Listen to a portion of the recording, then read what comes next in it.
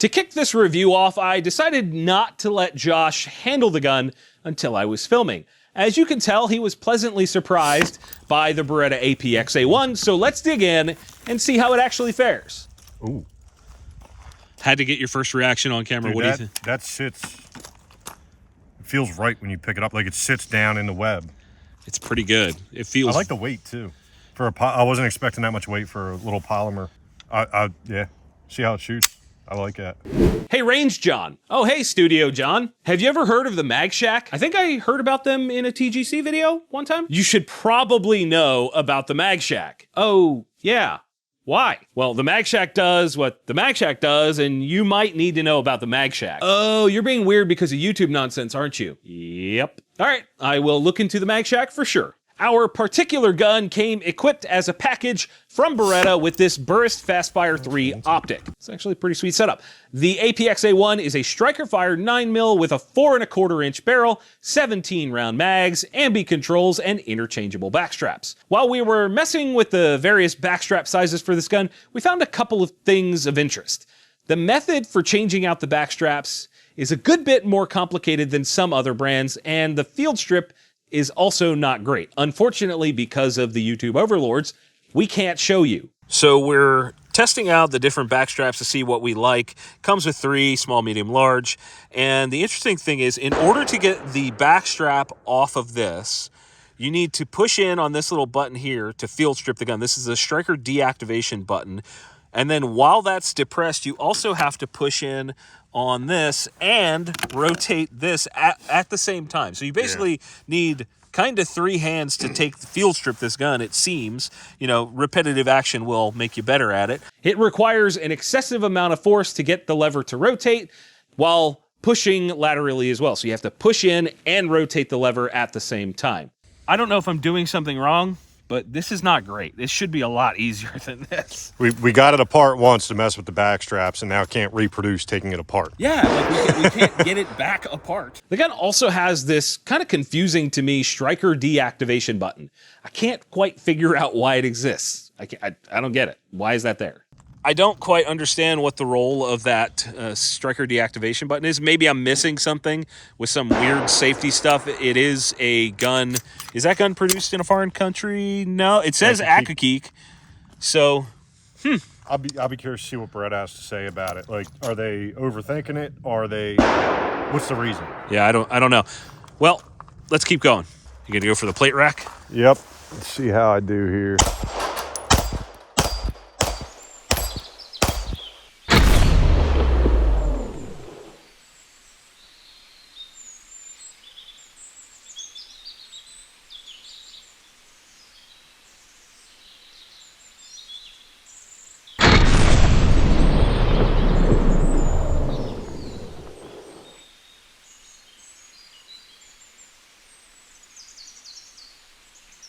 So explain the difference between what you're doing. So what we were talking about off camera is like the index points, and I feel like my thumb was naturally falling on the takedown lever.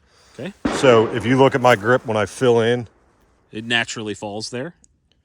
Okay. So I'm gonna try using the index, and coming then up filling in and filling in, and see how I do. Okay. See if you like it, dislike it. Okay. Thoughts? I like the way it shoots. I really do. I don't like that second grip. I'll be curious to see what you think of it. But okay. Initial thoughts, I like it. I mean, it runs. All right, great. Let's keep going.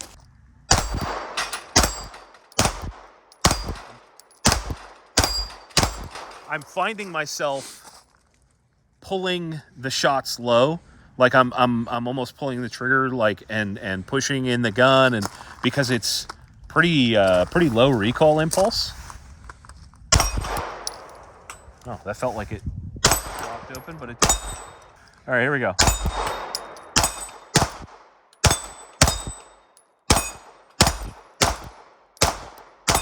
What we were finding while shooting is as we both tried to run the gun, we were missing more. When we relaxed and sort of let the gun do its thing, we were connecting with targets way more often. That's not the case with all guns, and I think this is a training issue with this particular gun. It's not a negative because you can see in the footage that we're having some solid hits, I find it just interesting that we were sort of overdriving the gun.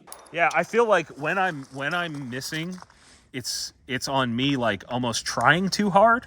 Like I'm finding that I should probably relax more as we shoot this and just let the gun do its thing, because it seems to be ringing the steel just fine.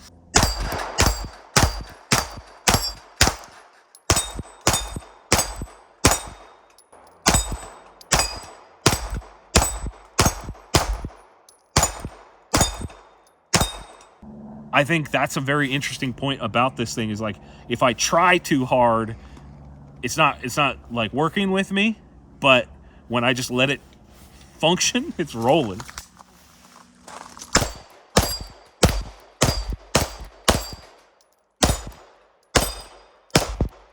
Get it, gas up and go.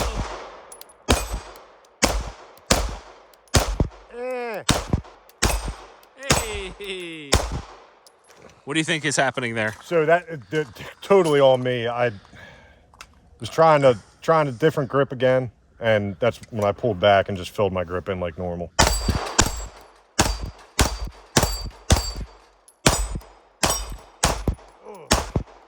So where does this leave us? Well, the gun to me is an excellent value at an MSRP of $550 with the optic included. I think there are so many positive features about this gun that outweigh the small negatives we had with the takedown.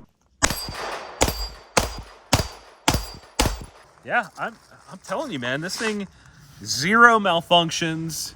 It seems to be running really well, super comfortable in the hand. A lot of times we look at guns and we have negatives that just are glaringly obvious, and the ones that are present on this gun are so like insignificant in the totality of it working and functioning. Like, this thing's pretty freaking cool.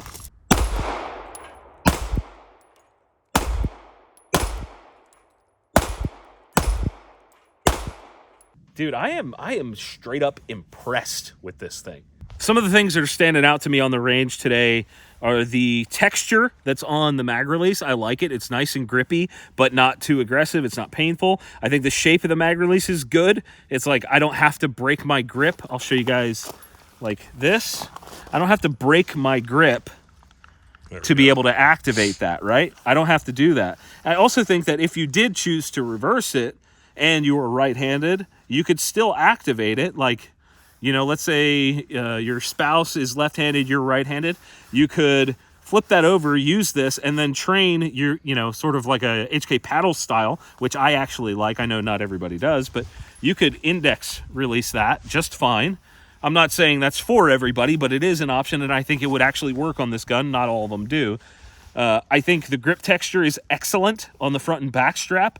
I think this little nubbin here, whatever we're going to call that, I think that's really good. My complaints lie in the shape of the takedown lever and the way this gun comes apart for takedown. Once you figure it out, it becomes a little bit easier, but like, this is a legit, affordable red dot optic setup for, like, I guess anybody could use this. Like, this is legit. I like it. I genuinely think that Beretta did an excellent job with this one, and it's definitely worth considering as an EDC gun or something like that. Defensive gun, whatever. I want to know what you guys think. As per usual, slam those thoughts down in the comments.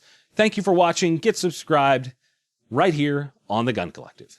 So something that's happening here, Josh saw this earlier and noticed it, but the brass is knocking the crap out of that edge there. It's actually rolling it over a little bit. Now it's a little easier to see. Okay, and just for the record, after the review is done here, you can see that leading edge on the optic is pretty banged up. It's not detrimental right now, but it is a little banged up, so the ejection is hitting that, I guess, pretty consistently, yeah, which is good for the gun.